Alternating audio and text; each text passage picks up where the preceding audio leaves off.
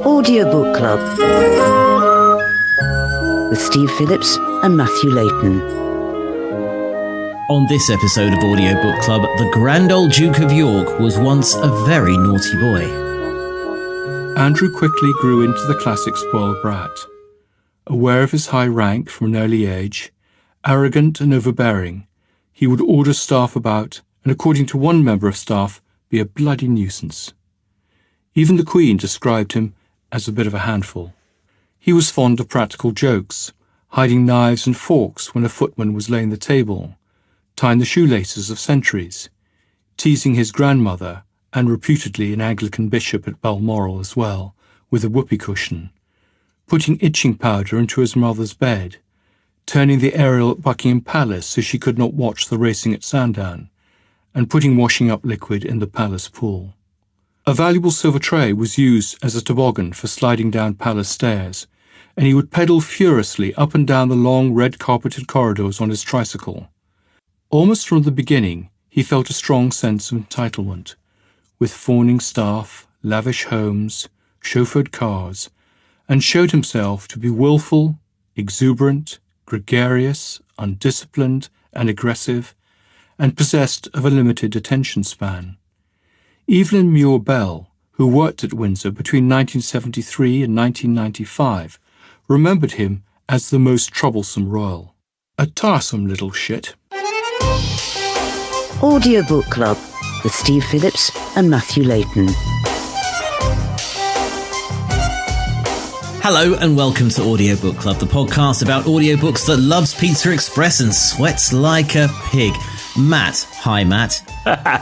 Hello, Steve. I love making you say things. Yes. Yeah, I just read that. Still fun. Well, welcome back. Welcome back. Here we are, season 3. I did want to say a welcome back to Audiobook Club, where this week we're going through a lot of princely sums, but you came up with something much more highbrow than I ever did. Yes, well, that's my job, isn't it? No, it's more lowbrow. I'm nothing but filthy, lowbrow and smutty. Speaking of which, that leads me on to another little clip I prepared that I didn't think I was going to get a chance to play. But right up your Strasser, here is a list of the guests from the wedding of the Duke and Duchess of York, or Prince Andrew and Sarah Ferguson, as she was until that point, that I thought you might enjoy. Almost 2,000 guests had filled the Abbey. Among them Nancy Reagan, the racing driver Jackie Stewart, the comedian Billy Connolly and his actress wife Pamela Stephenson, Elton John and his wife Renata, Michael and Shakira Kane, Barry Humphries, the American comedian Joan Rivers, and the actor Anthony Andrews, as well as foreign royals, aristocrats, and the great and the good.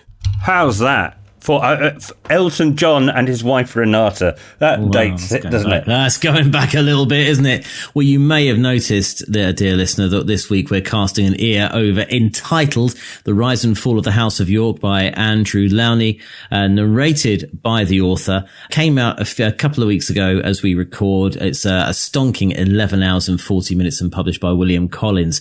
And this, is fair to say, has set the Audiobook Club world alight. It's the bestseller at the minute, and I'd be very remiss if we didn't cast an ear over the House of York in this week's episode. It came to my attention because a couple of weeks ago, just as the book was being released, I think the release date was 18th of August. I'll have a look at that in a minute and confirm. But Andrew Lownie, who I'd never heard of before, was on many of the things that I listened to, basically tearing the Duke of York a new one. And you and I, having worked at the BBC, we know how these things work. If you want to plug your book, you would better on Radio 5 Live or BBC Breakfast or, a newsy type program, you've got to have a news line. And of course, the Epstein story that refuses to go away from Trump is linked to this. So the timing must have been magnificent for Lownie and his publishers. That was great. So that's why I was drawn to the book. It didn't turn out to be what I expected. But yeah, so Do you want to expand on that now, or should we park that for a little let's park that for a little bit. But let's start. So this whole book is about the Duke and Duchess of York and their story and it tells both of their childhood stories, as you heard from that clip in the beginning. What I've done, Steve, is I'm going to ask you a question, and it is, her first question is, have you read the book? Yes, pretty much. Okay. Yeah, that doesn't matter. It's almost better if you're not. So I put in the script, if you scroll down to the bit where it says Bants, I've given you a little visual guide. Oh, they're all there. Off the top of your head, what do you think of when you see... Just use it as a tool. Pretend you haven't... Pretend to the listener a tool for that I've what? not given you, basically, a 4-stage crutch. Yeah. What do you think of when you think of Prince Andrew? Steve? Did you say crutch? Sorry, the line's very bad at the moment. Get on with it. Well, yes. I mean, this is. Well, no. What do you think? What do you think when I say Prince Andrew? Is what I'm trying to ask. Well, I think you summed it up in these 4 pictures. Shall I explain what these 4 pictures are? No, pretend you haven't seen the 4 pictures. No, but I'm just giving you a little visual. The 4 pictures that I put up there do not exist. Just I thought they might remind you of. They might trigger something in your memory. And some wise words and perhaps a historical overview. Or you can just describe the pictures, whichever you want to do, really. Well, you know me, I'm nothing if not base and simplistic. But yes, essentially Prince Andrew, the second son of the Queen. I'm doing a biography about Prince Andrew here. If no one's heard of Prince Andrew, you've come to the right place. Well, I'll explain for you. Second son of the Queen, and he had a career. Well, I thought a distinguished career in the Royal Navy. He knocked it out the park in the Falklands and so on. Got married to Sarah Ferguson, got slightly unmarried to Sarah Ferguson, and then just went absolutely nuts everywhere. And frankly, this book turned out, well, I don't know, a book in sort of, it's a game of 2 halves really, or quarters actually, because it's a double biography of both Sarah and Andrew. And it dives both into the financial sector and the private life sector and the behavior sector. And the financial sector, I don't know about you, but it just felt like a 5.5 hour reading out of invoices. Do you know what? That is exactly where I was going to conclude this episode. But I also remember that not everybody remembers Prince Andrew the way that we do. In fact, you made my point in that for a British listener, he's ubiquitous. For an American listener who vaguely knows of the royal family and has realised that Prince Andrew is linked to the Epstein files that supposedly don't exist or do. Let's not get into that. For somebody like that, those 4 images that I sent you would mean nothing. So for me, yeah, you're right. Well, I remember him in a naval uniform going to the Falklands War. And that was about the time of Royal Wedding number 1, early 80s, where Prince Charles married Diana. About 5 years later, we had another royal wedding. When I was a kid, I thought these happened all the time. And he married Sarah Ferguson, who we were told that she had a shiny redhead, beautiful wedding, whatever, big ceremony. And we were told, though, various things. She was a bit common. Even though, I mean, I'm pretty posh, but I think she's even posher than me. But the whole idea that a woman who didn't conform to the rules liked to drink and a smoke and was cheeky, even though she went to very posh boarding school, her father played polo, and her whole life from this book at that time seems she doesn't leave the Chelsea or Kensington for about 6 years, whether it be living. I think she had a flat the other side of Battersea Bridge once, but she's always in the poshest parts of town and has ridiculous connections that led to her being in a room 100. But the weird thing was she was considered a bit too common for the royals. Do you remember that bit? Yeah, really vaguely. I was quite young then, I guess, but yes, that's what I do remember the sort of the talk around it. But I think that at the time it was very endearing, wasn't it? A bit more like the people, despite everything you've just said there. Yeah, but that was it. I mean, I think we were glad that the royal establishment were pissed off because this woman didn't necessarily answer the questions in the prim and proper ways that one would be expected to as a royal. And then after that, Andrew just, he's in the background. He hasn't really done anything iconic since flying that helicopter. Hadn't done anything iconic since flying that helicopter and marrying that woman. And the next time he really comes on the map is when the BBC's Emily Maitlis interviewed him on Newsnight about his links to dead paedophile Jeffrey Epstein. And basically, he thought he'd done all right. But in the cold light of day when the interview aired, it was an embarrassment to the royal family. He was dismissed from active duty. And he now lives in disgrace. I think that's a fair upsum of how we as Brits take for granted that we feel and know about him. But remember, some people will be hearing this for the first time. So what do you remember when we had trouble?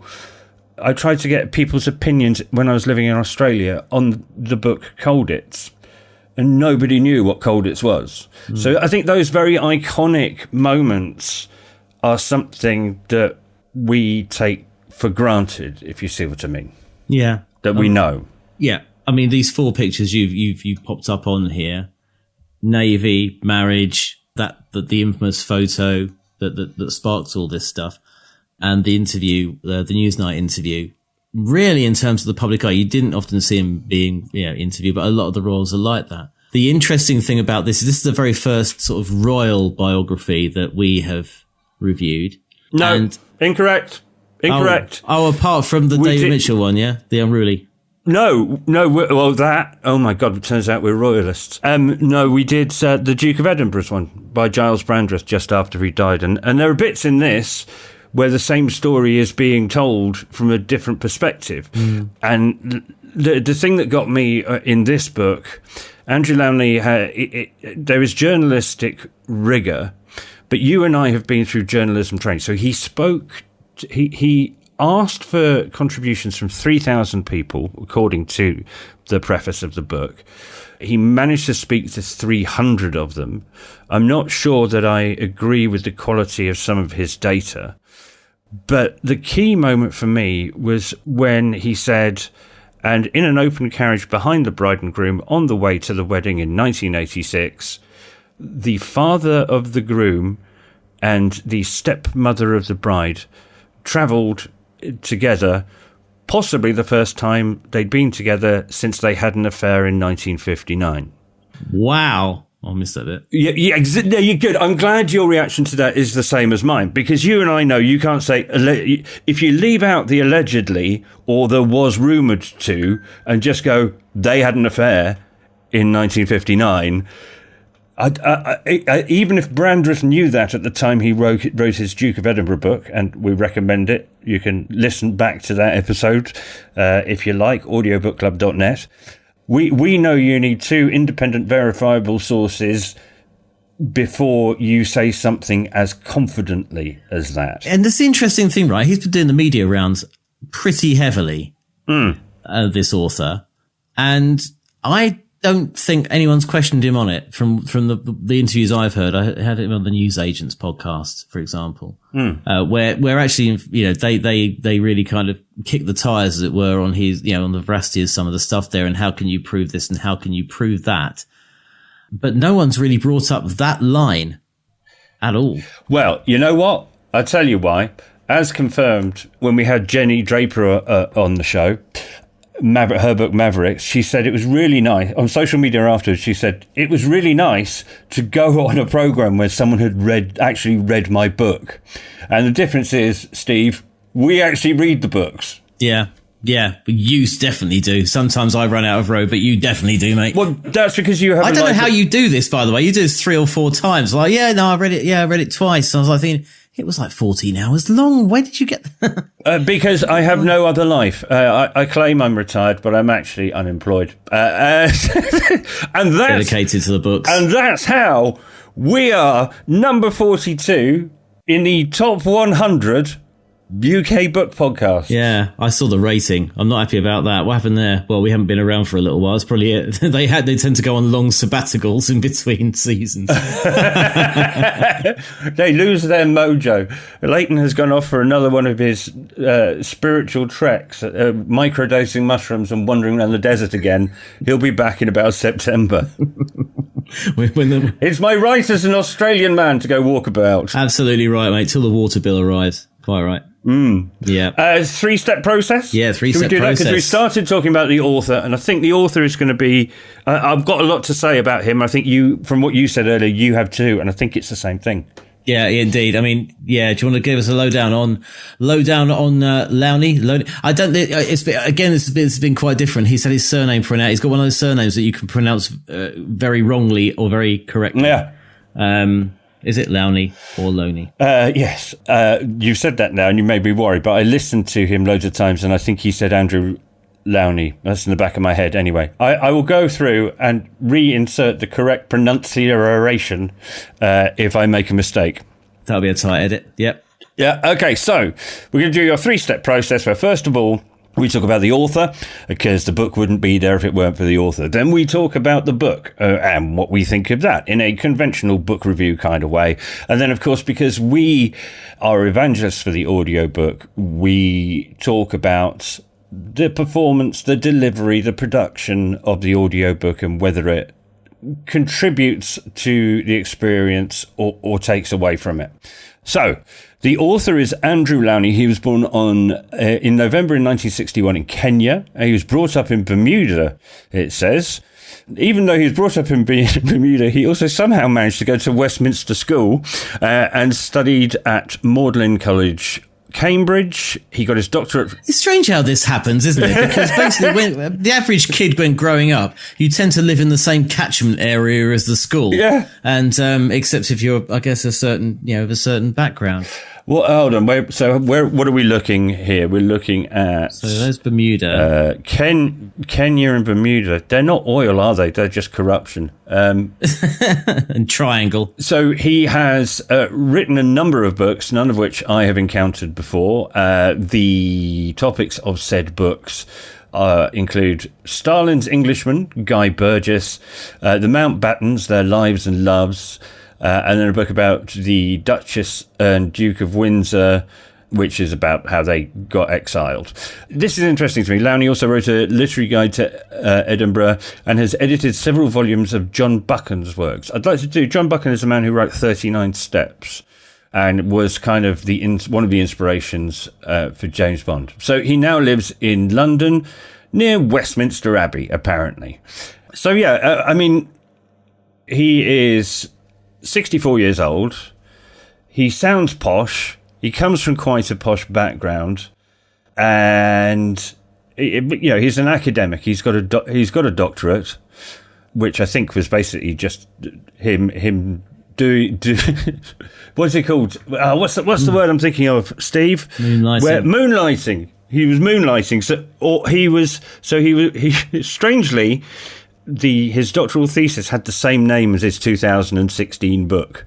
That was the Stalin's Englishman one. So, take that what you will.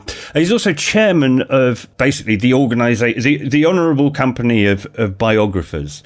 So he very much sees himself in that mould and is part of an organisation that brings biographers together, and they have tea and biscuits and have a chat, I should imagine. So he's very much a supporter of that form. I think we'll come back to the way he speaks in the bit in part 3 where we talk about what the book sounds like. But I think in terms of accent and tone, he's not too far away from the world of this book. Would you agree? Yes. Well, I wouldn't have expected it to be narrated by, I don't know, Billy Bragg.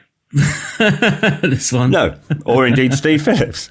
Or indeed Steve Phillips, yes, with my Essex background.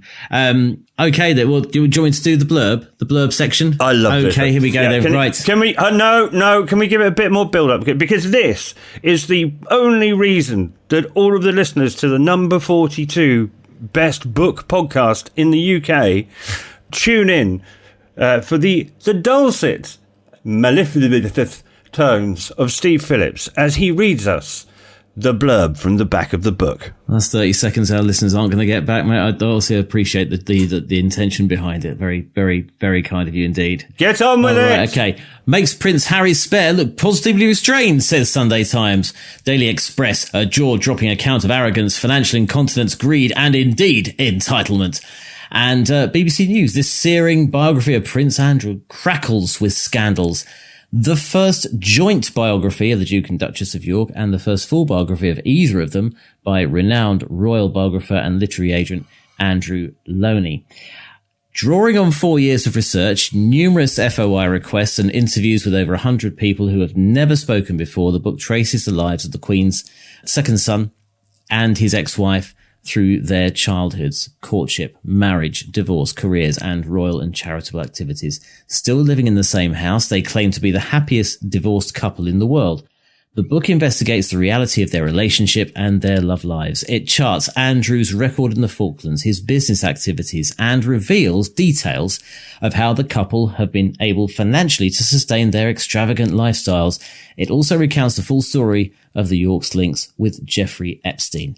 Chronicling their lives in parallel, the picture that emerges is of a spoilt prince, unable to connect, and a duchess pushed by her insecurities into a desperate need to maintain the attention her royal status brought. Rigorously researched and packed full of revelations, this is eye-watering biography at its best. Both a black comedy and a tragedy. It shows how a man born into a prominent family with responsibilities as well as privileges found himself unable to fulfill the basic requirements of an ancient role, and how the jolly young woman who married him succumbed to every possible temptation on offer. It is a story as old as time, but played out in our time. The charismatic and handsome Prince Andrew, who returned from the Falklands in 1982 a war hero, is now in his mid-60s, a prisoner in his own house. A scorned figure relieved of royal duties, who spends his days playing golf and watching television. Yeah, I mean, I really got into it in the first sort of chapter or so. I would say first chapter, it was very much in the parts and the way the audio book is. I mean, they're about an hour long or something, even more than that, some of the chapters. And it just felt like it was once they got through the childhood and the wedding, and then it got into the spending, it was just constantly talk of a helicopter for £43,000, a new computer for £61,000. That cost £61,000 as well. And, you know, it was just ended up just being a massive shopping list in terms of, from a listening point of view. It was so sort of, you became desensitized to the amounts of money that was being spent on and what it was being spent on, you know? You just became like, oh, it's another cost. It was so shocking. It became just normal to listen to. I'm so glad that you feel the same as I do about the list thing, because I struggled with that as well. But the clip we played at the top that talks about Andrew using whoopee cushions, itching powder, and putting dish soap in the pool. I enjoyed that bit eventually, although I started off going, this is that bloke who had a journalistic rigor, who was tearing Prince Andrew a new one on the radio 2 weeks ago. This is not... Whose side did you take in all this tomfoolery and japery as him as a kid? Well, were you on his side, or were you on the poor, put-upon servant's side who had to clear up his mess after him? I was thinking, you absolute little tearaway. What do you think of the people who got to clear up your mess? I'll be honest with you, Steve, and my feeling as this started was... What the bloody hell am I reading this for? I wanted journalistic rigor. It strikes me there's a little unlikely that there's a kid on his trike would have got itching powder and a whoopee cushion from, where did he go? The joke shop. I doubt he was allowed out the palace. So it didn't ring true for me. It was a great story. Yeah. But it sounds to me, when you think he said he spoke to 300 people. I mean, one of those people, and this irritated me, so it was somebody he had dinner with once in 1986. You know, that's something. And you just get the feeling that story is a collected memory. Where's he going to get He's 6 years old. Where's he going to get itching powder from? Where's he going to get a whoopee cushion from? If some grown up in a position. Oh, no. Hang on. Joke shot by post. That's what you Is that why? Yeah, Is that why they have that royal warrant? That explains it, right? Yeah. By royal appointment, joke shot by post. Yeah. Was it in the back of the Beano? Your Royal Highness. Do you think he was the royal whoopee cushion, sir? Yeah. Thanks. Yeah, Sir's X-ray specs have arrived. Sir's itching powder. Yes. Yeah. So look, and again, that's the lovely. That's what you want his childhood to be like. You want him to be a scamp.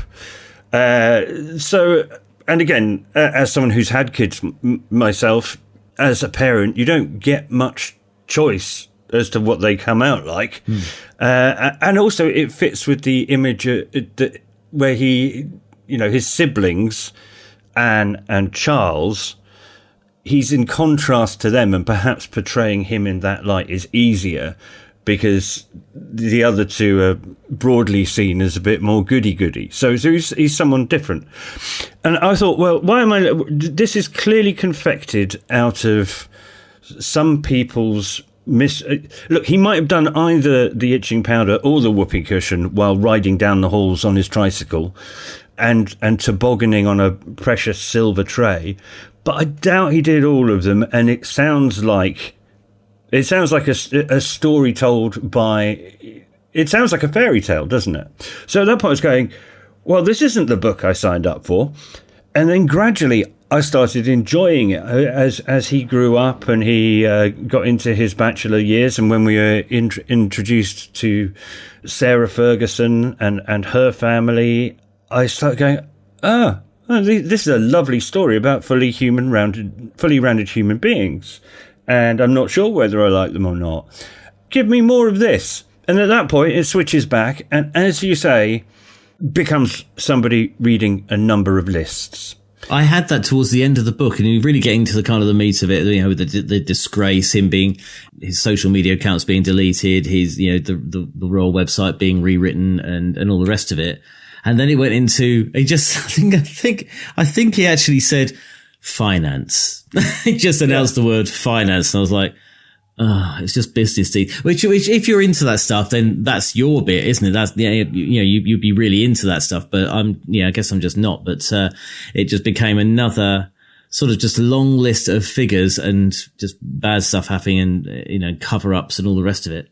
And it just became a little bit, I don't know. We know by that point, if you're towards the end of the book, I don't think you're so engaged with the financial scandals that much anymore, because you're thinking, my goodness, the worst thing has happened to him. He's absolutely gone down in disgrace. And then we find out about more business dealings, and you're thinking, well, that's kind of, it's not so headline grabbing in my head anyway. Okay, before we go on, I am a father of two 13-year-old children.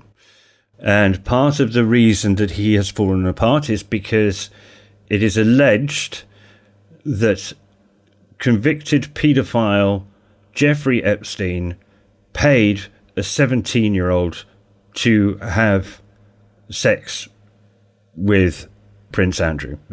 So that is the heart of the matter and the important bit and the terrible thing. And he's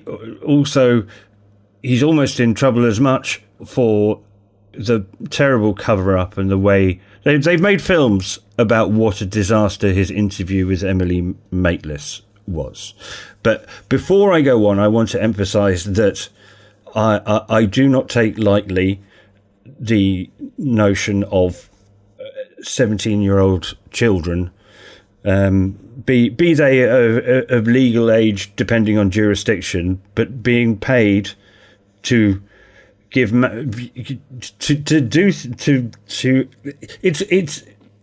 it's practically statutory rape is what I would say. But that aside, this book and those lists of he took a helicopter ride that cost £4,000 when the train was only 78 minutes and cost £120. That part did not translate well to the audiobook format, I don't think. And again, the business things, and times have changed. And I say this about the business stuff and the helicopter stuff. The section of the book that was about how he had used his access to important people because he was a royal to subsequently find a way to make his own money. I went, yeah, that's what you do. It's like, how many people do you know who have quit one job to go and work for someone they met in the course of doing their previous, for their next job, that they'd met at a meeting, at a conference, in the job before? I think that's fine. And he's, unlike the rest of us, he can't go and get a job as an accountant, and he has to pay for private security if he leaves the house, or indeed leaves the country as a... so I felt that some of that was... I think not only was it boring, it sounded vindictive on the part of the author, who's not quite posh enough to be directly in those circles, but who has a copy of Who's Who and is prepared to phone people from Who's Who, decides who to phone by looking it up in Who's Who. So I feel that bit... In fact, do you know what? Before let's go on to the delivery of the audiobook, and it is rather strange that the clip I picked for us to listen to is an illustration of that use of lists, but in a different context. At Gordonstoun, Andrew had been given the nickname Randy Andy, and it had stuck with him throughout his life. He's supposed to have slept with over 1,000 women and has never had any trouble attracting girlfriends. According to a friend, he doesn't drink, he doesn't smoke, and he doesn't take drugs, and never has. But sex is his big thing in life. He was known as Randy Andy for a reason when he was younger, and it's never really stopped. Travelling all over the world as a UK trade ambassador and for other royal duties has given him access to some beautiful women, and he's taken full advantage. Journalist Ian Halperin claimed he shagged porn stars, actresses, models, athletes, politicians and bartenders at clubs.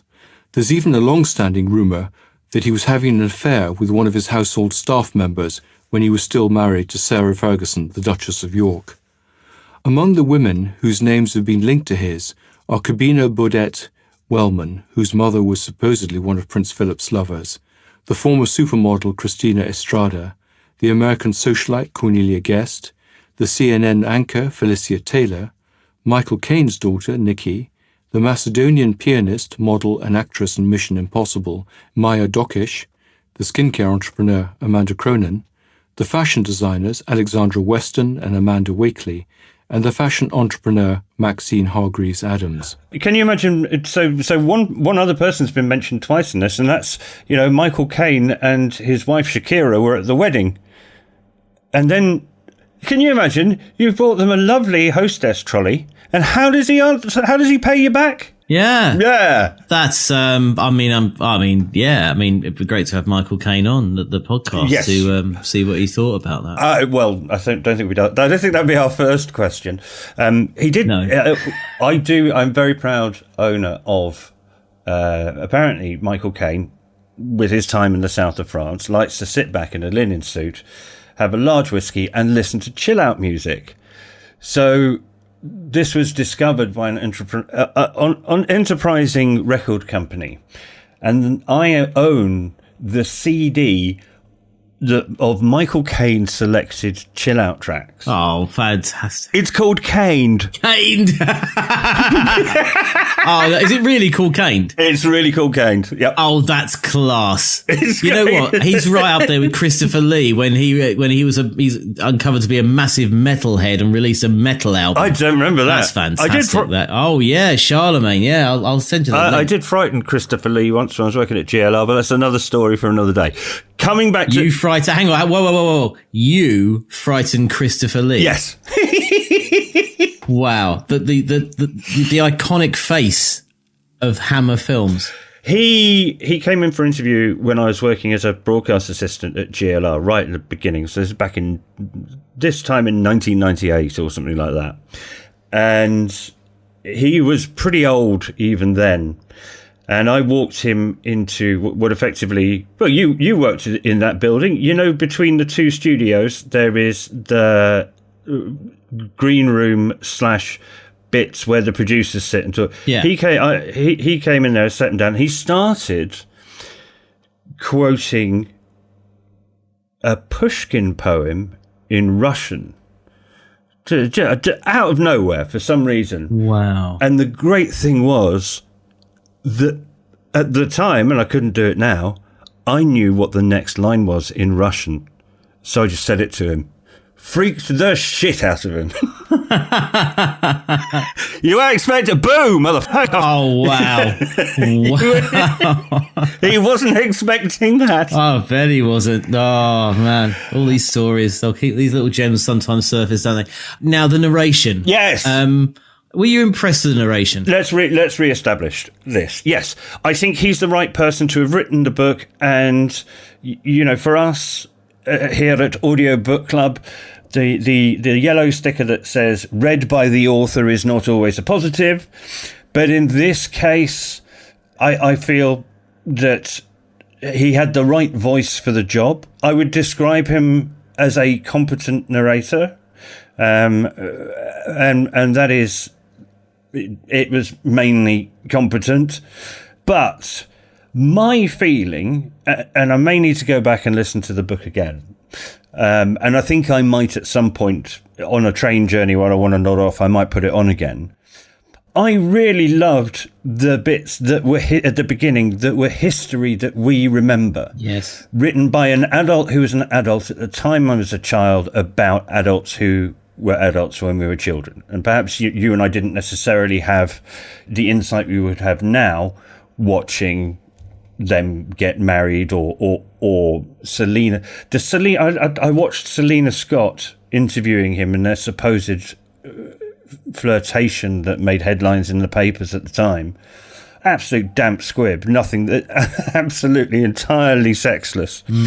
So yeah, interesting to have a perspective on stuff that, you know, the hum of being British gives you, the opinion that the BBC, the tabloid newspapers and stuff have given us of him over the years.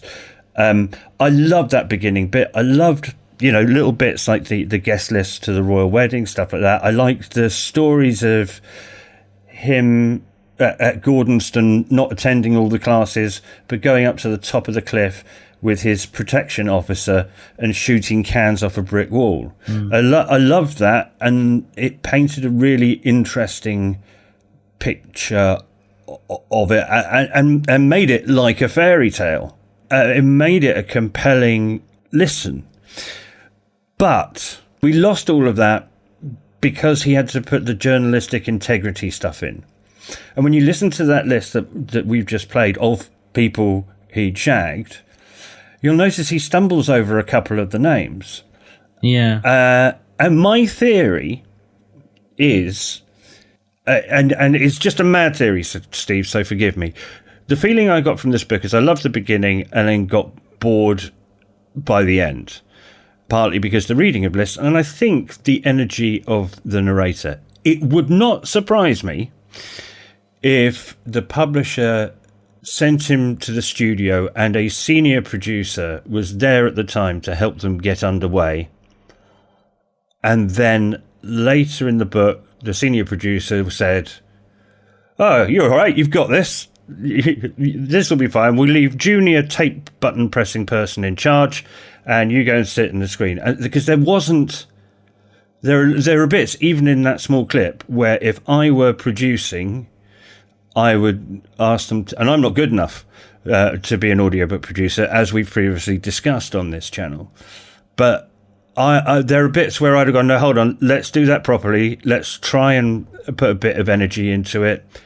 The simple solutions of things like, right, we're going to do this next one. We're going to give you a cup of coffee and we're going to make you stand up because I need the energy that we had for the first 5 chapters. So I can't work out the narrative. The narration certainly affected my reception of the book.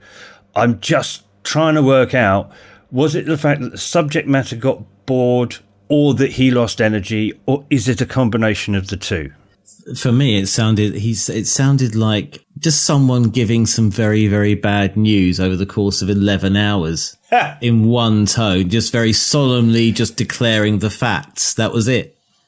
That's what it felt like. Very slowly, deliberately, just telling facts over, just as though he's got like a giant book that he's about to slam shut at the end of the audiobook. Do you know what? You're absolutely right. And I recorded a clip. The way this book was made, clearly there was a lot of emphasis on the journalistic integrity, and we know there were 3,000 people approached, 300 spoke to him. I started to realise that actually maybe the author's writing isn't interesting. Maybe it's the people he's quoting that are the good bits. And I actually, for the first time in my life, and this is about to happen to you for the first time, I assume, I thought about the research process because he quotes a book that you and I have actually read. Andrew is awkward in company, finds it hard to relate to people, and has few friends. He rarely reads, preferring camera manuals or mindless videos such as Terminator. His ex-wife described him as an intellectual zombie. Apart from golf and making money, Andrew had a special fascination with special forces and the intelligence services.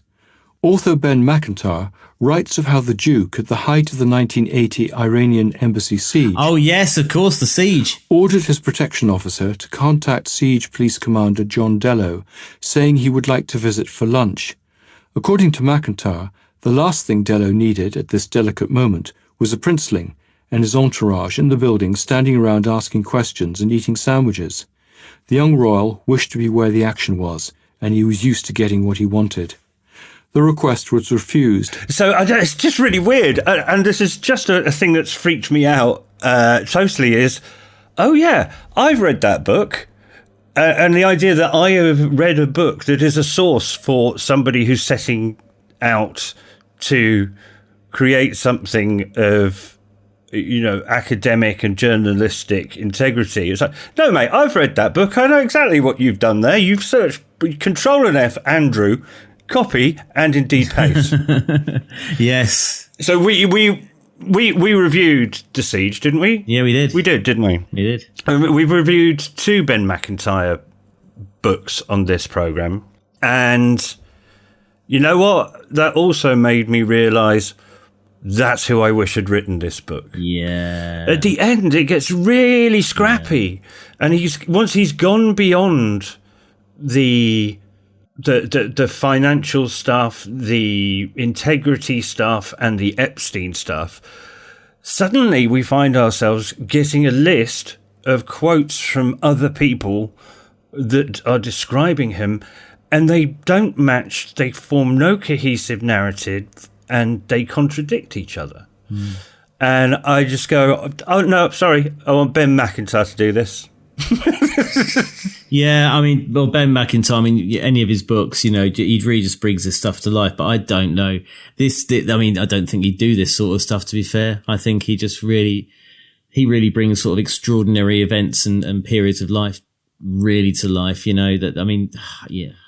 I'd much rather listen to the story of Colditz or the siege than about the subject of this book, to be fair. Okay. I'm going to disagree with you slightly, but only very slightly. Okay. And that is, if you walk into this book with the expectation of a vivid picture of the prince's early childhood, London in the 1980s, royal weddings, toffs at it, then read this book until about part 6, and then put it down before it leaves you with what is probably to the author the important bit, which is evidence that it's properly researched. But I think both of us, I'm so glad when you at the top of the show said it's a list. Yeah, it is completely. Oh yeah, it's a list. It's a list of lists. It is. But there is good stuff in there. You know how Audible sometimes do that thing where you can get 2 books for 1 credit. Maybe wait till that comes along, and you come and visit Steve and Matt's Audiobook Garage, where we cut and shut audiobooks. You do the first half, this book, and then the second half of a book that is yet to be found. So Vauxhall Corsa at the front, Ford Mondeo at the back. Does that make sense? That sounds like my perfect car. Sizes. Well, let's wrap this one up, because I think, to be honest, even talking about the whole list thing and the way it sort of withers away at the end. Let's let our listeners know what we're doing next week and just get them G'd up again, eh? Have you gone that far down the script? Do you know what we're doing next week? Yeah, I am totally on that. Do you want to read it out? Do you want to go Well, we're going back to where we started. Back to the one. The author of the first book we ever reviewed, This Is Going to Hurt, Adam Kay, has apparently done a murder mystery. Famously, our first also ever interaction on social media. We said it must be quite hard recording an audiobook, and he came back to us. He contributed. He did. He said, yes, it was a bit of a faff. So yeah, if I don't know what it's going to be like. He's a great author, also walking into my favourite genre, as you've pointed out, the murder mystery. Yes, we'll do that next week. Give us the details, Steve. Next week's book, as we record, it was released today, so it's hot off the streaming press, really. A Particularly Nasty Case by Adam Kay. This one is read by Andy Serkis, so really looking forward to this one. Looking forward to that. That's got to be good. Yes, out 28th of August. It's 10 hours, 9 minutes long. It's by Orion, the publisher. And that's what we're doing next week. So I've already downloaded that. I downloaded it during a lull in the list. I think one of the clips you just played, I thought, I'll download next week's book while I'm here. Did you? Yeah, totally. Yeah, it's difficult when you're describing something boring not to become a raging bore yourself. And I already had a head start. So yeah, you were listening to something else while I was doing the podcast. This is not the first time. No. While you were playing one of the clips of our author we've been reviewing this week, not yourself. Of course, Matt. Of course. You're always locked on when I'm talking, are you? Of course, dear listener, if you disagree with what I just said, then do feel free to get in touch via our socials. We're on Blue Sky at Audiobook Show. Same for Instagram as well. Let us know what you're reading. And if you have also, as we record, obviously we won't be putting it out till next week, but if you're going to download A Particularly Nasty Case, this is the first novel from Adam Kay, narrated by Andy Serkis, then let us know what you think for next week's show. And we look forward to seeing you then. Oh, it's great to be back, isn't it? Getting our teeth into some literary classics of the future. I'm raring to go. My pencils are sharpened and my pencil case is polished. I can see you've been doing that quite vigorously. The Under Nanny did it. That was an interesting thing up from this book. The Under Nanny? It was partly brought up by the Under Nanny. What? So you know the thing where, the royals have these, I can't remember what, the Queen's nanny was called like Miffy or Momsy or something. Andrew's head nanny was called Mamba. But he was mainly brought up by the Under Nanny. The Under Nanny. Oh man! Oh, by the way, we didn't mention Spare once during this. No, I couldn't even do that. Yeah, I was interested that you didn't want to read that, but you suggested reading this. So yeah, that. Well, yeah. I mean, this one is because he's always in the. I mean, you kind of, yeah. I think it's you like history. I think that's what it is. I like history. This is you don't like the present. You never have. No, I can't let go of the past, no matter how grisly it may have been at times. But yeah, let's change tack. I've heard enough about this one. Let's go for a bit of Adam Kay and a Particularly Nasty Case. Looking forward to that next week. Matt, thanks for your insights as ever. Oh, thank you for putting up with me. Loved it. It's been good stuff, and we'll see you all next week. Audiobook Club with Steve Phillips and Matthew Layton.